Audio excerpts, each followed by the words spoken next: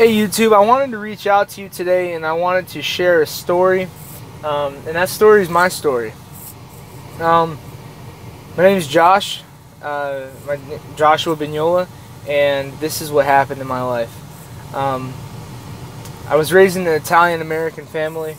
I had a lot of really great people around me, a lot of loving people, and a lot of things happened that were unfortunate. I had two parents that were unbelievable, great people, and unfortunately it just didn't work out between them. And from that moment on, from the time I was 6 till 18, I battled relationships with my parents, relationships with their significant others, and a battle within myself, self-worth, self-belief, and self-determination. I was in 8th grade, and I was a kid that you would not expect to be a smart individual based on my scores and on the FCAT. I had zero belief in myself. I was a couple grade levels behind, and I had just moved into a magnet school 2 years prior. And this is what happened. It was in the beginning of the year, and you know, just like any 8th grader, you want to be with all your friends. I played football, I played basketball, I did a lot of different extra school activities, and a lot of those kids that I was with, well, they were in this class period. And I went to the principal to switch into this class. And what happened was that the principal looked at me. He said, "Josh, your scores are not going to allow me to put you in this 8th period English class," or maybe it was 5th period, whatever it was. And he said, "But I have a deal for you." He said, "If you can maintain an A average in this class, I will allow you to stay in this class the rest of the year." What I didn't know was that the next thing he said out of his mouth would change my life. He said, "This is a high honors class in English. A lot of these students are above you, and it's going to be difficult. And I'm not going to shake your hand unless you can promise me that you're going to give it your all." And so, being a young man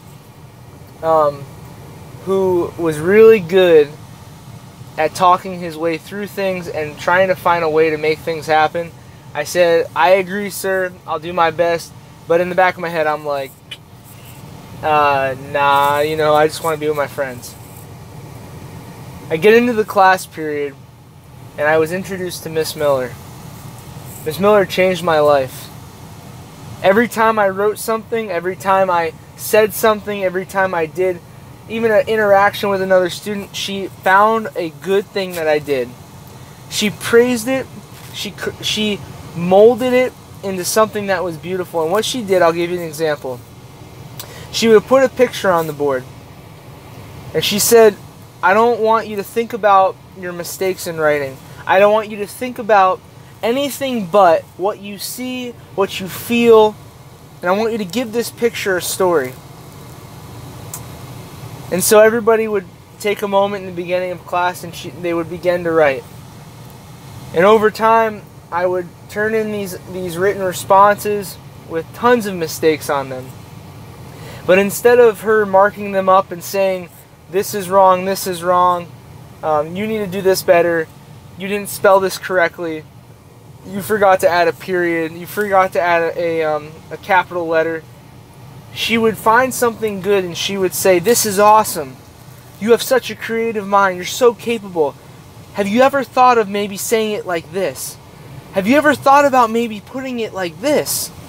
And she'd put these options on the page. She'd have maybe 2 or 3 different types of words, sentences. She'd make word banks for me. She would do things that would put it in my hands to make my writing better.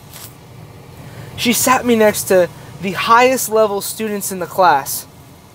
And what was amazing is that every week I could tell my confidence grew, I became stronger, and everything that I I had in me all along began to show. And I can remember the day when I shared my first short story.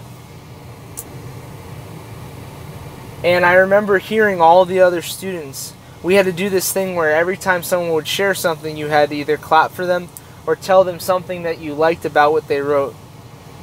And I remember how excited I was to listen to all of these extremely intelligent young people write way better than I could.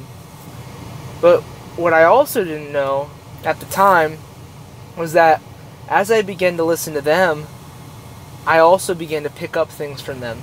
So the year goes on, I maintain an A average. I stay in this class, and the last month we had this poem that we had to write, the short story, and there was an opportunity to be published. And I remember how determined I was, because I began to believe in myself. I began to think to myself, you are worth something, Josh. You can do it. You're able. Just apply yourself. And I ended up publishing a poem. And I remember how important that was to me. Because until that moment, I had successes, but I never overcame anything. I never pushed myself in education. I never pushed myself besides sports. I never strived to be anything besides just Josh. I never thought about it. Recently, I graduated from Indian River State College with a bachelor's in special education. And I'll share my story another time about that part of my life and some other things that have been huge for me. But I wanted to take the time to say that it all comes full circle. This individual, Miss Miller, wrote me a letter, thanks to my mom, who reached out to her and said that what a huge impact she had in my life.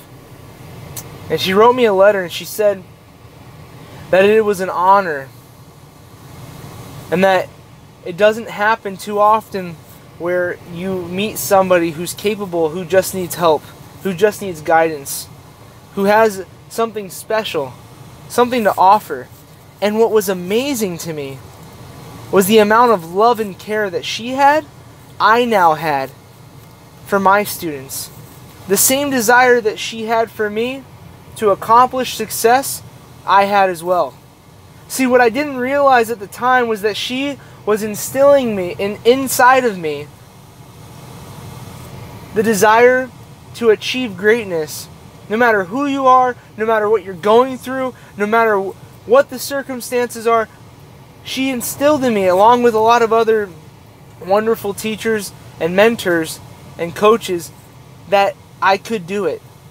And when you have enough positive vibes coming your way, enough positive encouragement, belief in you, you begin to buy into that. And once you buy into that, nothing can stop you from achieving greatness. Nothing can change the outcome, which is reaching success. Whether it's to be the best musical talent ever, or teaching someone the piano, or whether it's shooting hoops with a bunch of kids at the park and teaching them how to be a better basketball player, or taking that moment to strive to be the best NBA player. It doesn't matter. There's different levels of success no matter where you go. You just got to look for it. So today, when you think about yourself, don't think about where you're at. Think about what you can do so that your tomorrow's self can thank you. So that your tomorrow's self has it easier. And then when tomorrow comes, tell yourself again, what can I do to change someone else's life? What can I do to help somebody else? So, why do I share this? Because I care about you. I care about all those people that have never been told that they're worth something, that have never been told that somebody loves them, that they're worth striving for greatness, that they think they're mediocre, or they think that they can't make it. That's who I'm talking to. And you know what's amazing? Each of us have that inside of ourselves. Each of us can make it. You just got to believe it. And you just got to start practicing it. And guess what? Like I always say, every decision has an outcome. It's your choice whether or not you're going to have a positive outcome or a negative one. Thanks, guys. I'll talk to you next time.